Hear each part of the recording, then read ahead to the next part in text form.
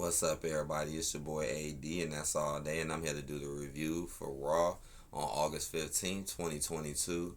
We had Theory takes Dolph Ziggler to A-Town down as the as the headline. I know I'm laughing at this picture too, and I'm also laughing how that briefcase is still bent up and beat up. Like, oh my gosh, man! But let's get into the show. Let's get into this past Raw. So the Judgment Day brutally squashed Rey Mysterio's chair assault. So it started with Judgment Day. They basically were coming out talking that big smack like they always do. And then Ray came out of nowhere though with a chair and he started tearing them apart though. Like he was taking out Finn Balor and he was taking out Damien. But here we go. Fucking Rhea Ripley constantly keeps getting in the way and stopping it whenever he's trying to get attack him, and all that's doing is just opening them up and leading them to get beat down, and it's really kind of starting to get to annoy me. I might even put this in the title. I could make a whole video talking more about this, but it is getting annoying to me the way they're doing this, because it's just like, come on, it's like, what's the point of fighting them if every time Rhea gonna step in and somebody and they're just gonna freeze up and do nothing and get beat up afterwards. It makes Judgment Day look weak. It's like you gotta use a girl as a distraction to beat somebody up because you can't beat them up yourself. And then what makes it even worse, it's already 2-on-1. Like you already got Damian Priest and Finn Balor trying to jump on Ray, but they still need Rhea's help. This is ridiculous.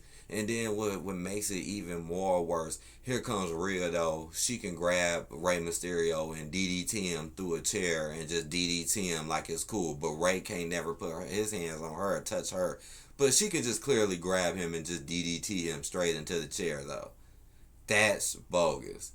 If anything, if y'all really wanted to clean this and fix this up, you should add a woman into the mix so she can, can stop Rhea. You can't just have no women around except Rhea and then use her to, and again, that's wrong. It's wrong for a woman to hit a man, but a man can't hit a woman, but a woman just feels like she could just hit a dude, just whatever the fuck, willy-nilly. No, that's not cool. That's not cool. And y'all know y'all can book this a little better. Man, I'm telling y'all, when Edge was with the group, this shit was way better, man. Ever since Edge left, y'all. Because I'm getting tired of seeing that. And they're going to keep doing this. I'm telling you right now, if no real changes happen, they're going to keep playing this off. Where it looks like Judgment Day getting beat up and then Rhea saves them. Because Rhea snatched the chair out of Ray's hand. But let's move on. Alexa Bliss and Asuka defeat Nikki Ash and Doudrop. Okay, so this match was pretty predictable. I figured that they were going to win. There was no way in the world I thought Asuka and them was going to lose. Nikki Ash and Doudrop been a low-ranked team ever since they got thrown together. And remember, they were being thrown around all over the place. My concerns is for Dakota Kai and what's her name, Nia Sky. That's who I think might win, or maybe those other two girls or whatever that they throwing in. That's who I think. But honestly, this wasn't really a good match at all, and it was pretty predictable too. The Miz and Ciampa defeat Mustafa Ali and Cedric Alexander. So basically, yeah, this match was kind of whack too, man, because basically we already know that Ciampa lost against Bobby, so now it's like you're trying to still book him to be strong. As you can see, they're clearly trying their hardest to make Ciampa into somebody, but the problem is I don't find Ciampa, and I think many others do, like what he has no personality, man. There's nothing really going on. Y'all already been booking him as a damn near a nobody for the longest. And now all of a sudden you want to throw him with a Miz, give him U.S. title shots and act like he's somebody.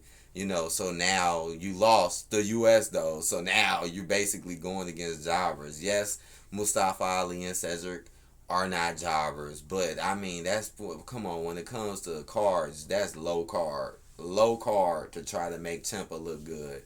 And at the end of the match, yeah, he won. So it's proof of what I'm saying. They're still trying, even though it's not really was going nowhere. And this whole Miz thing was weird from the beginning. Like, I like the Miz, I do, but this whole team up with him, and they was doing that a lot too with the Miz. Shit, remember when they was doing that with Morrison, and look what happened to him. Drew McIntyre defeats Kevin Owens by disqualification. So he still ended up winning that match. That was some bullshit. See, all these matches were kind of bad. This one was alright though, because you don't see Kevin Owens go against Drew like that. So that was kind of interesting. Only because of Kevin Owens, honestly.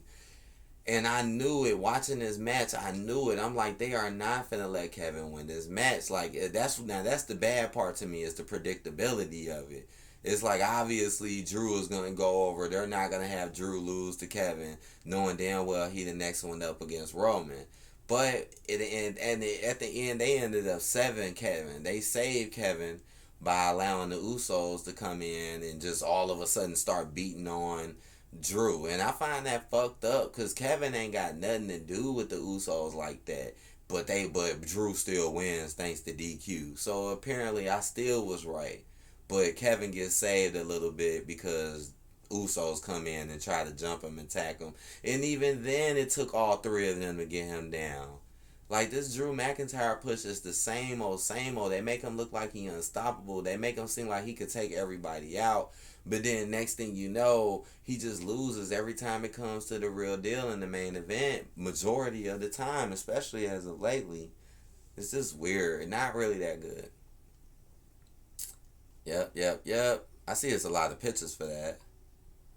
Alright, then we had a returning Riddle caught Seth freaking Rollins off guard and ignited an instant brawl. Now with this, we've been seeing Riddle getting waxed ever since Randy left. It's like I'm somewhat interested in this feud, but it's hard for me to take Riddle serious. Ever since Randy left, he's just been losing everything, and he's been always trying to play the underdog, oh, I can win no matter what role. But he loses every single time in every big event. And then he got shitted on like 2 or 3, 4, 5 events damn near in a row by Roman and his group and by Seth Rollins.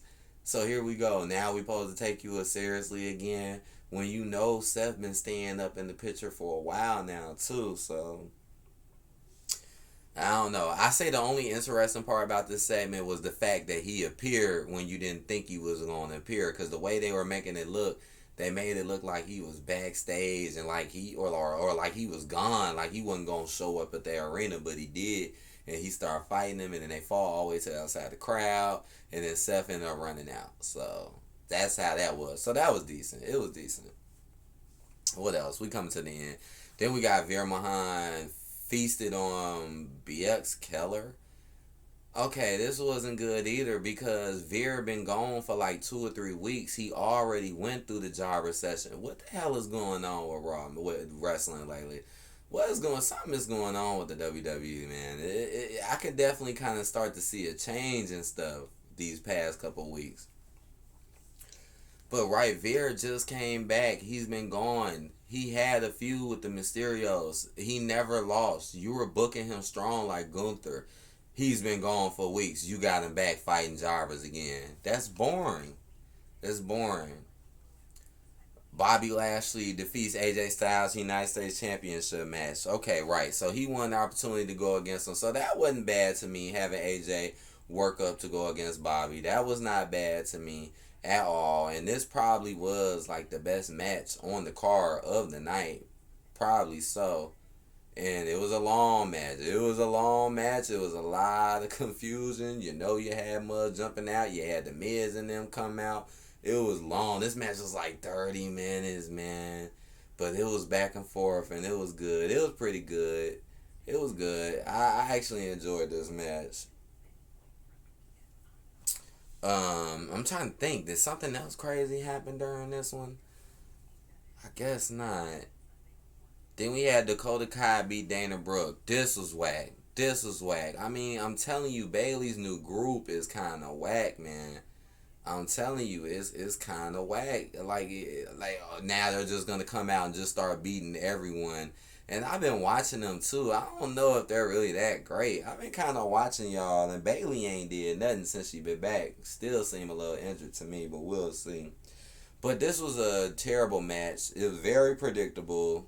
Obviously, Dakota Kai was going to beat Dana Brooke, and it shows you how they think about their 24/7 title champion. Obviously, she was going to win. It was a very quick match, too. The match was fast. It was over in like less than 10 minutes. And then we had the main event, Theory going against Ziggler. Now, I guess this match was a little interesting because, again, Ziggler goes against Theory. We don't see this new little beef. But the only thing that disappointed me was how they've been playing Theory lately. Like, you can't make it seem like Theory is all of this, but then you keep getting them lose. You know, keep having them lose and getting beat up by everybody. And then, to be honest, what happened in SummerSlam, honestly, was an embarrassment. That was an embarrassment, man. Because you talked all that smack and act like you was going to do something big, and you just got destroyed in seconds by the same person who destroys you in Elimination Chamber, but somehow magically you still keep the money in the bank. That don't even make much sense. Then it's like, what's the point of running in? It's like you just should have just kept them to the side and waited till later. What was the point of having them do that? Now you're running around with a broken briefcase. And I find it very weird too. I find it very weird how Austin Theory yells all day, because now he do that. He be like, all day, I'm all day, I'm all day. And is known for having the money in the bank. That's pretty weird to me. But anyways, the match was good. It wasn't bad. And Theory did go over, so that was good. I know Dolph been playing this little new heel role or whatever, and he been winning since he been coming back. But I think Theory winning here was good, because it's like, come on, he got to get something now. And another thing I mentioned before I leave, because I might think about some other videos to make, but another thing I'm going to mention before I leave is that what is going on with WWE in the main events. Like, the main events haven't really been like main events. Like, everything kind of low key lately been like more mid card. It's just like this Theory versus Ziggler. This is kind of mid cardish, if you ask me. But I'll talk about some stuff later. Oh, I mean, most of this stuff is bad. I'm gonna give this episode a 2 out of 5. 2 out of 5. I'm not even gonna give it a 2.5. This 2 out of 5. It wasn't really a good episode. And they barely did anything with the women. Y'all did nothing with the women today, but have a predictable tag match and a quick, basically, jobber match for Dakota Kai to just keep them going. Like, alright. This group is not that entertaining, but whatever. These are my opinions. I'll see you later. Peace out. And hit that like button, comment, subscribe. See you later.